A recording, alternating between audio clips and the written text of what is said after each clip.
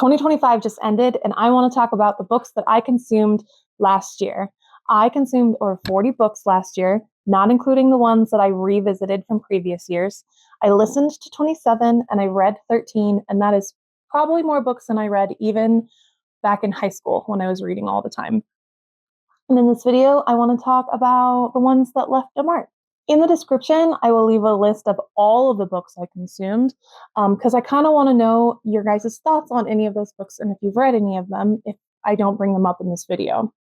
The reason I consumed so many books is this year, last year, I discovered the Libby app. If you don't have the Libby app, it basically connects to your library card and it gives you access to your local library's digital books and audiobooks. And I am not going to debate over whether listening to books counts as reading.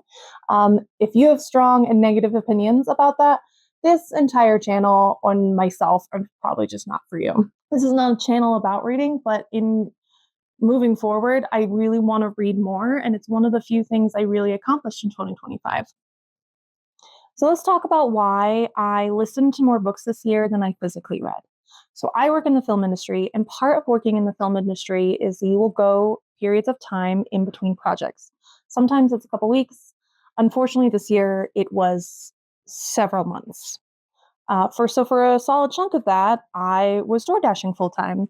And if I'm being honest with you, I kind of really enjoyed it because I would just put on some audiobooks and I would dive into listening to the story and just go from place to place. And I just kind of lived in that world for a while and sat in my air conditioning. And I really enjoyed that chunk of time. And then I realized that you can attach your Libby account to your Kindle account. And that's when I also started consuming physical books. Like I was flying through books faster than I normally would because I could just pick up from the next one and put a bunch of things on hold. And my entire reading journey this year, I think, is thanks to the Libby app. So let's talk about the books that stood out to me the most in no particular order. The first one I want to talk about is The September House by Carissa Orlando. I love me a good ghost story. I love me a good haunted house. This book is about a woman who refuses to leave her haunted Victorian home, even though it is super haunted. Blood is literally bleeding from the walls every September, and she refuses to leave. It's got some great dark humor. It's also sort of a discussion about domestic violence and why sometimes it's so hard to leave even when you think you should, or looking from the outside in. From the outside in, it looks like, why don't you just leave? But sometimes it's harder to leave. Just like maybe owning your dream home is hard to leave. You wanted this dream home your whole life. Even though it's haunted, maybe we can make it work. I loved the way the rules of haunting worked. I loved the characters. I kept wanting to just kind of know what happened next. The next book I want to talk about is The God of the Woods by Liz Moore. This one is about a little girl who goes missing in a 1975 summer camp. I really liked the characters. I liked the twists. It's a mystery novel. I just kind of kept turning the page, and I think the characters really drove this story forward for me and why I loved it so much. Then there was Wild Dark Shore by Charlotte McConaughey. That it is a romance mystery novel centered around climate change. It explores ideas like loss and grief and survival, and most importantly, hope. I thought the story was very gripping. It is centered around a family who is isolated on an island where there is a giant seed vault that they are in charge of unpacking to send somewhere else because the oceans are rising and they can no longer protect these precious seeds that were meant to re-inhabit the earth in case something happened. And then a mysterious woman washes ashore, and somehow their stories and fates are really connected, and neither side is telling the whole truth. And it was really engaging. I just finished this one. It was one of the last books I read this year, and I consumed it. The next one is Hidden Pictures. I loved this book. Did I mention I love a good ghost story? Hidden Pictures by Jason Mikulik was a thriller about a nanny who is taking care of this little kid who is basically as an imaginary friend who continues to escalatingly get a little bit scarier. And this nanny goes on a journey of trying to figure out who this ghost is and how to get rid of it. And it takes you on some wild twists and turns.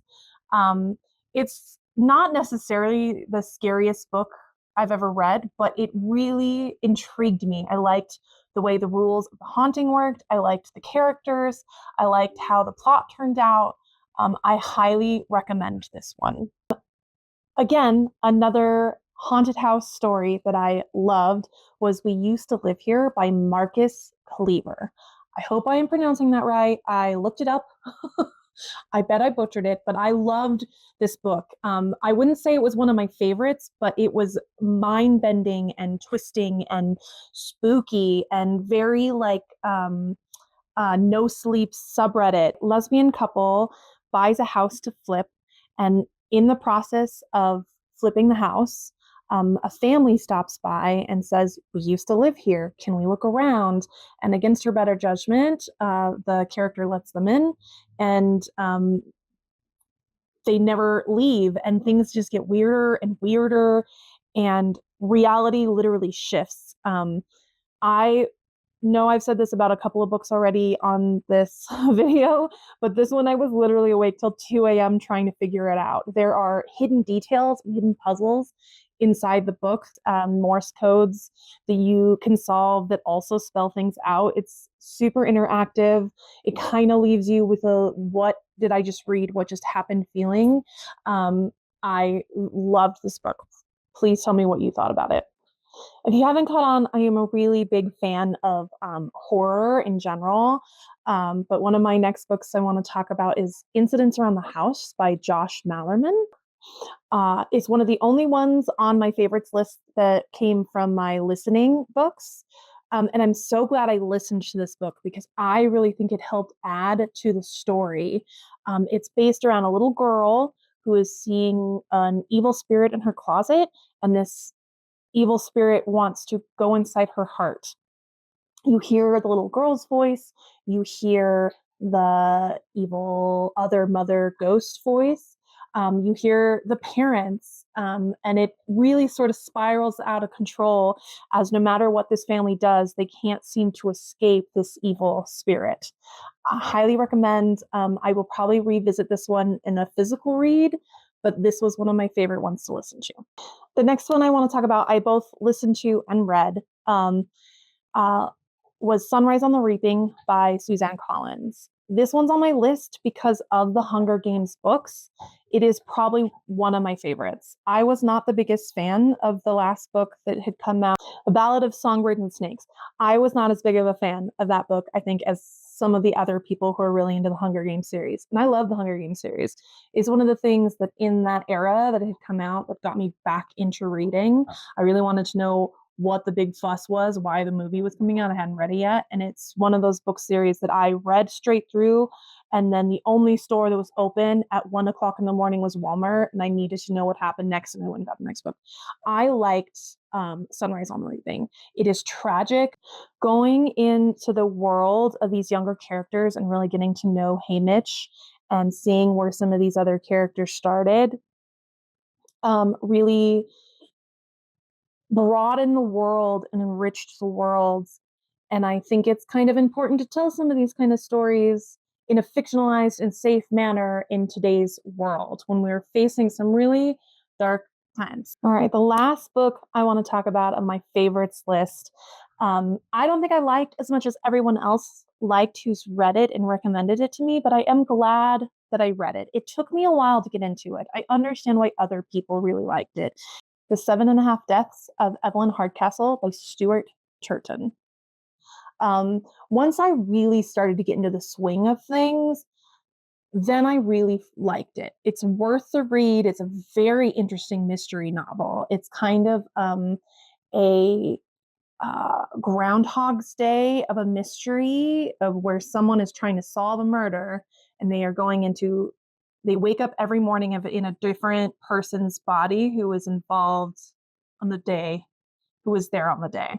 Very interesting. I am glad I read it. It took some really interesting turns in the end. The last like half I felt like read a lot faster, but the first half felt like I struggled to get through. Maybe that's just me. Please tell me if you read it and what you think. I am going to close out this video by talking about the books that I'm hopefully trying to finish early 2026 or like hopefully by the end of January. The book that I have been waiting to get my hands on, what feels like the longest that I keep hearing excellent things about, is The Buffalo Hunter by Stephen Graham Jones.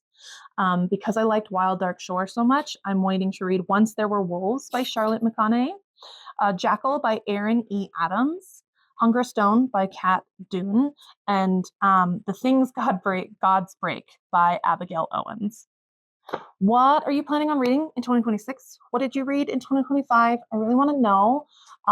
Part of this vlogging journey for me is to do and reconnect with things that I used to do, which is one of those things is reading. This isn't going to be a reading channel, but I do think it's going to be heavily influenced. Tell me what you're reading. Tell me what you read. Tell me if you agree with me. Tell me if you disagree with me. Please subscribe and hang out if you like dogs or art or travel or gaming or just like clothing and fashion.